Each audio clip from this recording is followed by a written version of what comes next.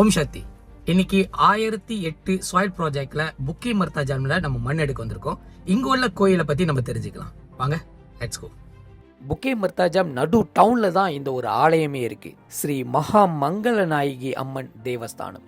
இந்த ஆலயத்துக்குள்ள வரும்போது இனம் புரியாத ஒரு சந்தோஷம், இனம் புரியாத ஒரு பக்தி. இந்த ஆலயத்திலேருந்து ஒரு புடி மண் எடுக்கிறதும் எனக்கு பெரிய பாக்கியமாக தான் கருதுறேன். இந்த வேளையில் நீங்கள் புக்கே மர்த்தாஜாம் ஏரியாவுக்கு வந்தீங்கன்னா இந்த ஆலயத்தை கண்டிப்பாக ஒரு தடவை விசிட் பண்ணுங்க. மிக பழமையான கோவிலை இன்னும் வண்ணம் பூசி மெயின்டைன் பண்ணி அழகாக பார்த்துக்கிட்டு வராங்க. இந்த வேலையில் டெம்பிள் மேனேஜ்மெண்ட்டுக்கு நன்றியை தெரிவிச்சுக்கிறேன்.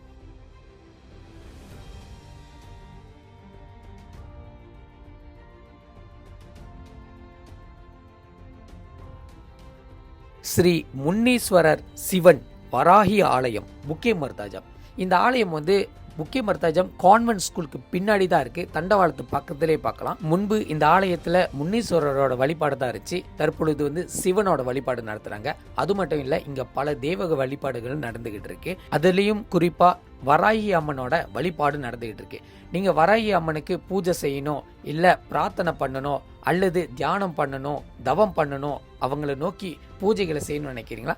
கண்டிப்பா இந்த ஆலயத்துக்கு நீங்க வரலாம். இந்த கோவிலுக்கும் பல வரலாறும் சரித்திரமும் உண்டு. அதே நேரத்தில் இந்த கோவிலேருந்து திருப்புடி மண்ணை கேட்டுட்டு வரும்போது கோவில் தலைவர் பயங்கரமான ஒரு கான்வர்சேஷன் நடத்தினாரு என்கிட்ட.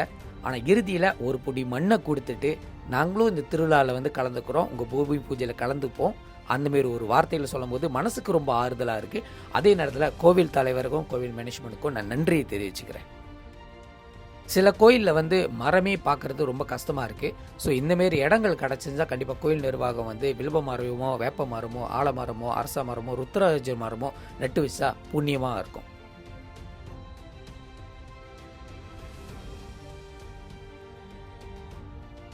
பெருமாத்தான்திங்கி ஸ்ரீ அக்னி முன்னீஸ்வரர் ஆலயம். இந்த ஆலயம் லோக்கல் மக்களுக்கு தவிர வெளியூர் மக்களுக்கு கண்டிப்பாக தெரியறதுக்கு வாய்ப்பே கிடையாது. ஏன்னா இது ரொம்ப ஹிடனாக இருக்கும். ரோட்டு ஓரத்தில் இருந்தால் கூட இந்த ஆலயத்துக்கு உண்டான சக்தி இந்த ஆலயத்துக்கு வந்தவங்க மட்டும்தான் தெரியும். ஆனால் இந்த ஆலயத்தில் இருக்கும்போது சில விஷயம் நான் உணர்ந்தேன். இந்த ஆலயத்தில் பெரு பெரு மரங்கள், உதாரணத்துக்கு வேப்ப மரம், வில்வ மரம், ஆலமரம், நாக மரம், இதெல்லாம் ரொம்ப ப்ரிசர்வ் பண்ணி பாதுகாத்துக்கிட்டு வராங்க. காரணம், மரம் தான் மனிதனோட ரூட்ஸே. ஸோ அதே நேரத்தில் இங்கே இருக்கிற ஆலயத்தில் நிறைய வழிபாடுகள் இருக்குது. சிவனோட வழிபாடு, அம்மனோட வழிபாடு, ஆஞ்சநேயரோட வழிபாடு, இதுமாரி பல வழிபாடுகள் நடக்குது. உங்களோட வழிபாடு நீங்கள் இங்கேயும் செலுத்தலாம்.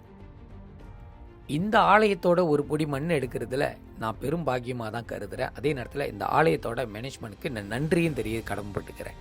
இன்றைக்கி இத்தனை கோயில் தான் என்னால் எடுக்க முடிச்சு.